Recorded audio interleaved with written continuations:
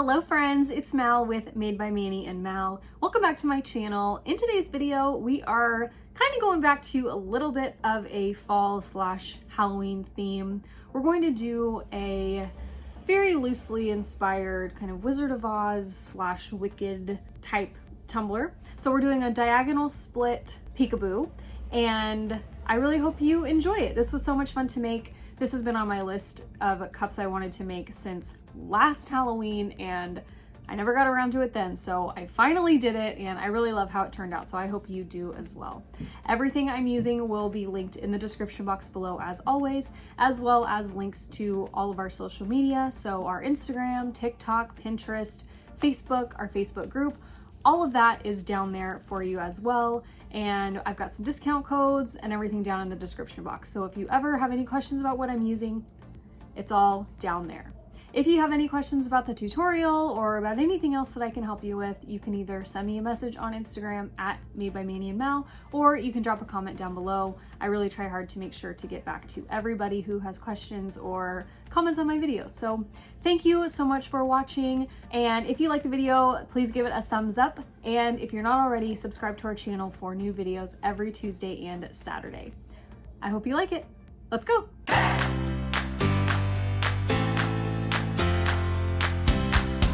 For this design, we're going to use a 22-ounce fatty from the Stainless Steel Depot. And I've already sanded and prepped it, but I wanted to show you how I pop off that little metal piece that's at the bottom of the cup. I just use my X-Acto knife to just literally pop it off there, and then I just wash the cup again, dry it off, and we're good to go.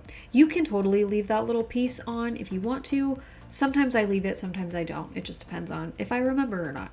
So the first step for our design is to tape off the diagonal split for the peekaboo. So this honestly is probably the hardest part of the whole thing. I spent quite a bit of time making sure that each side was going to be the same size. So I laid my first piece of tape at the kind of angle I wanted it to be, and then I measured the bottom and did honestly quite a lot of measuring to make sure that my two halves were the same. So if you're just splitting your cup in half vertically, it's a lot easier, but doing the diagonal split, I wanted to make sure to measure plenty and make sure that one side wasn't bigger than the other. And in doing this, I found that the easiest way to measure to make sure that each half was even was to actually measure based on the top rim. So I laid my two pieces of tape where I thought was correct, and then I measured from one end of the tape to the other end of the tape. And then I took the second measurement at that first end of the tape and then all the way across the other sides of the tape to the other end to make sure that each side would be the same. So that whole area, including the space where the blue tape is taking up right now, is going to be one half, and then the open half will be the other. So I hope that makes sense. So once I had it correct and the two sides were as even as I could make them, I spray painted the first side with fluorescent green from Montana Colors, and this is so vibrant you don't even need a white base. I let the paint dry, and then I added a very thin layer of epoxy to glitter this side. And for this side, we're using Mojito from PDB. This was part of their neon pack, and it is a great neon green. So I'm going to cover this entire side with this Mojito glitter, let it sit and dry just about 3 hours, and then I'm going to seal it with 2 coats of Rustoleum clear gloss spray to make sure that it is totally sealed. Because the next step is to tape it off again and do our pink side. And I want to make sure that when I'm taping it off, my glitter is secure and in place so we won't contaminate anything or get anything mixed up. So once I'm done applying my epoxy, I'm going to immediately remove my tape. And then once it dries, we'll get it all sealed and ready for the next step. Okay, so here we are. As you can see, my glitter is completely sealed and isn't going anywhere. So now we're going to tape off that green glitter so that we can paint our pink side. I'm taking just some regular blue painter's tape, and I'm going right over that green section, just making sure that I get a good seal. A lot of the time when you're trying to tape off raw glitter, the tape won't stick to the glitter and it'll leave some gaps, and then if you spray paint, the paint could travel up into your glitter. So just be really careful when you're taping off your glittered side that you have a really good seal with your tape. I ended up taping the entire green portion off just to reinforce that tape a little bit more. And as you can see on my tape line, I did go over the glitter a little bit so the tape would stick to the stainless steel, and we are going to cover that up later, so it won't really matter if you go on the stainless steel a little bit with your tape to make sure you get a good seal. seal, the squirrel all over again. So I went over my pink section with Rustic Pink from Rustoleum, and it was a little too beige for me, so then I decided to go with Supernova Pink right over that with Montana colors. And once that dried, I went in with the epoxy method again, and we're going to use Nookie from Peachy Olive Glitters on this pink section. And I was originally going to do just like a regular light pink glitter on this side, but then for one of the Tumbler orders I was working on, I did this combination with a light pink base and Nookie, and I really liked how it looked, so I decided to change my plan and do this on this side instead.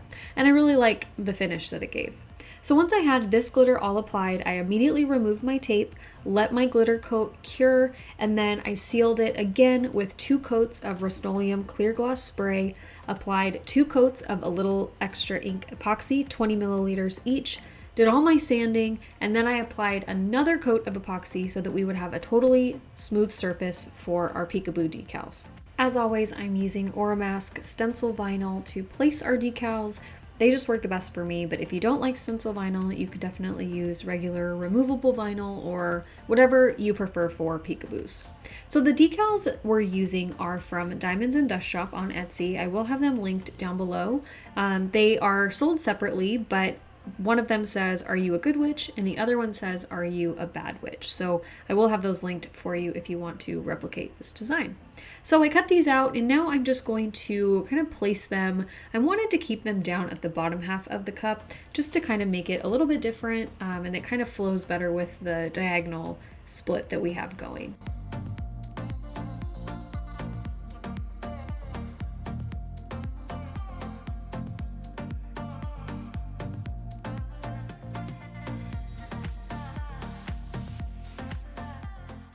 So once I had my stencil applied, I went ahead and taped off the green portion of the cup. We're going to do each peekaboo on its own just so we don't mess up any stencils or get any spray paint overspray anywhere, and just keep it clean. So once I had my tape applied and I was going outside to spray paint, I decided I wanted to add just a little bit more of something to the cup. So I cut out these tiny little stars out of the same stencil vinyl, and I just placed a few of them randomly around our decal, and then I put a couple up at the top of the cup and then some at the very bottom, just to give a little bit more of something, a little bit more of the glitter to show through. And then I also wanted to do something up at that top corner so it wasn't just totally covered in paint and no glitter showed through. And now we're ready to paint.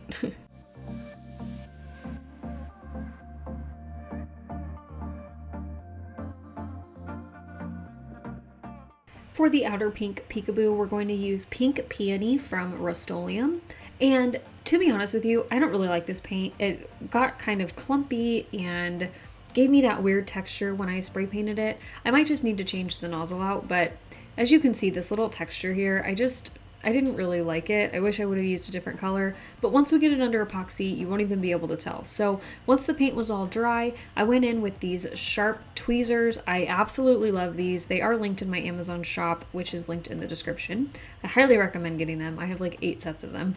And I'm just going to go in very carefully and peel up the decal. So these tweezers, along with the stencil vinyl, make it really, really easy to peel up your peekaboos. These honestly take me maybe a max of like 15 minutes when I'm doing peekaboos. So I highly recommend that combo. Now we're just going to peel off our decal. So enjoy the peely peely.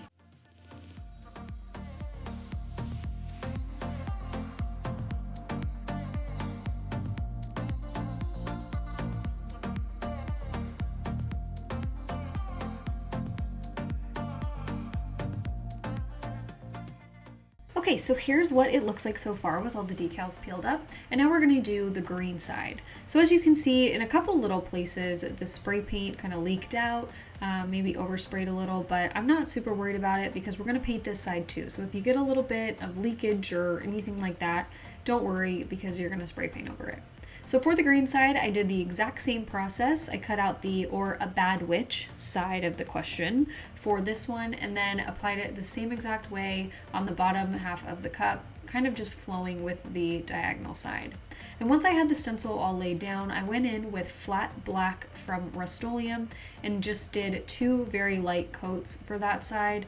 Once it was dry, peeled up the decals, and then we were ready to move on to the next step. Oh, and I also added a few little stars around the black side too. I just made the stars bigger and I did less of them just to give it a little bit of contrast on each side even more. Because of the issue I had with my pink paint, I am going to go in with a coat of Quick Coat from CCDIY before I go in with my epoxy. This is just going to help us get a smoother finish when we do that coat of epoxy, and it might help combat that issue we had with the pink paint and all of the texture. So just did a very thin quick coat of that, let it dry about 45 minutes, and now I'm ready to go in with my epoxy. In this coat of epoxy, I'm going to mix a little bit of Mega Gild from Simply Sarah's Customs. This is a really pretty mica powder that's going to look different on the black side and the pink side. So it's going to further the contrast between each side, and it's a really easy way to get a different effect with only doing one coat of epoxy. So I added about 20-ish milliliters of a little extra ink epoxy, mixed it all together, and then applied it to my cup. So as you can see, right as I put it on the black side, you can see the shimmer, and it really stands out a lot more on the black side than it does on the pink side, but you can still see it on the pink side. So it shows up differently on different finishes, which I think is so cool. So just make sure if you're going to apply your mica to your cup in this way, that you keep your application strokes really smooth and similar. So you don't want to go in like a circular motion and just kind of glob your epoxy on there, because you kind of will be able to see the strokes that you use when you apply your epoxy. So I tried to keep everything really smooth and go in the same direction, especially after I had it on there. I just kind of smoothed it out, went up and down the cup, and made sure everything was good. Once I had it on there, I hit it with my torch to smooth everything out, make sure we popped any bubbles. This will also help with the little lines that you might get from application. And then once that was all done, I just let this spin and cure just about 6 to 8 hours. And I'm going to show you a close-up here of the difference in the shimmer on each side. I was just like mesmerized by it. I think I stood and looked at it for like 20 minutes.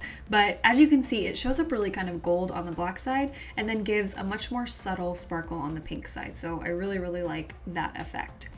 And once that coat of epoxy was all cured, I was ready to move on to all of my vinyl detailing. So the first thing we're going to add is the thin stripe in between each half of our cup. And I cut these out of silver metallic matte vinyl from Tech Wrap Craft. And I cut these at about 10 inches long by 0.080 inches high. So these are really, really thin stripes. And I think it adds just that little bit of finished professional look without taking away from each half of the design. So I just followed the natural curve of the split that we created and then cut off the excess at the bottom of our cup.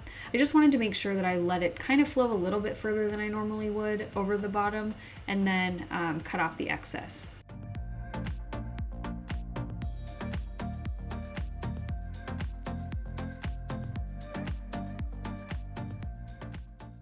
The next step is to apply our offsets to our words, and I cut these out of the same silver metallic matte vinyl that we did for the striping.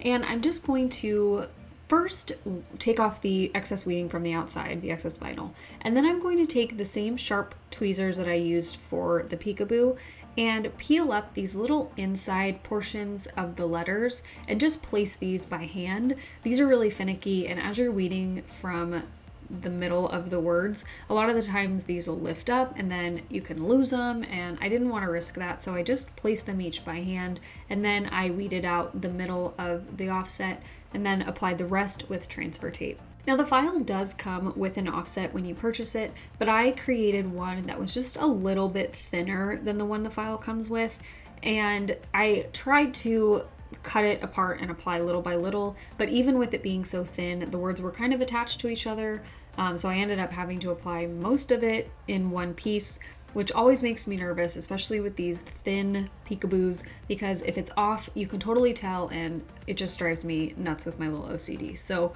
I tried to cut it apart, but it was hard. This is probably the second hardest part of this whole thing, is getting this lined up perfectly.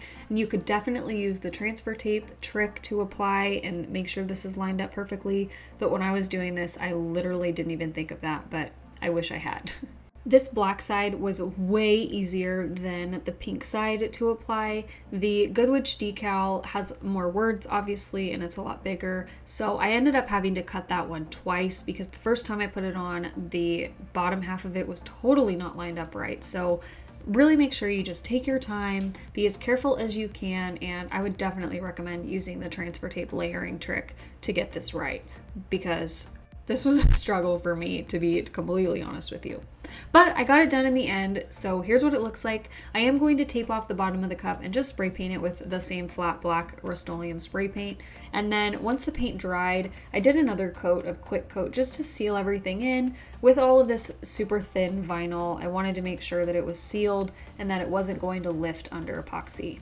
Once that dried, I waited about another 45 minutes. I applied my final coats of a little extra ink epoxy. For the first coat, I did about 15 to 20 milliliters, and then the final coat I went in with, I think it was maybe 10 to 15 milliliters. You don't need much by the end.